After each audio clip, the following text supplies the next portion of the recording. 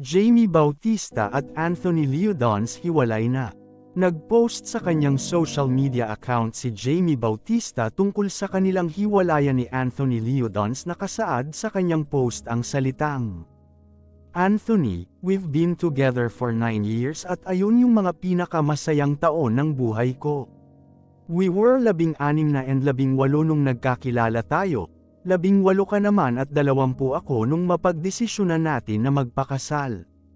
Sobrang bilis at wala tayong pakialam kung ano yung mangyayari sa atin, basta ang alam lang natin mahal natin ang isa't isa at gusto na natin laging magkasama dahil LDR din tayo noon. Kaya kahit ayaw pa pumayag ng mga magulang natin inilaban natin pareho.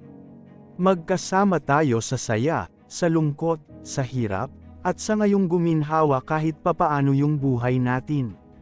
Marami tayong pagsubok na pinagdaanan, marami tayong inilaban, marami tayong natutunan sa bawat isa, marami tayong natutunan sa buhay. At isa na doon yung hindi pala pwede na puro mahal lang natin yung isa't isa, kailangan pala nag-grow din tayo pareho. Ang daming nangyari, akala ko kaya ko peren ipaglaban kahit anong pangit ang mangyar sa relasyon natin, akala ko kaya ko. Sinubukan ko naman, di ba? Sinubukan naman natin, pero di ko na namamalayan na unti-unti na rin pala akong nauubos, unti-unti tayong nauubos. Parang unti-unti hindi ko na nakikilala yung sarili ko, aminado ako na nag-iba yung pakikitungo ko sa'yo. Nag-iba yung ugali ko sa'yo at alam kong nasasaktan na rin kita. Dahil sa nangyari in the past, aminado akong nabawasan talaga yung pagmamahal ko sa'yo.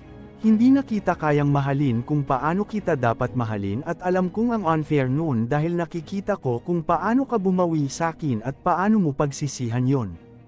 Siguro kailangan ko muna rin talaga maghilpong, kailangan ko din ayusin yung sarili ko para na rin sa ikakabuti ng bawat isa. Gusto ko lang din sabihin na mag-ingat ka palagi, huwag mo pababayaan yung sarili mo. Gusto ko lang din i-clarify. Yung sa mga gumagawa po ng fake news, there's no third party involved. Maayos po naming napag-usapan ito at parehas po naming napagdesisyonan ito. Thank you sa lahat ng memories.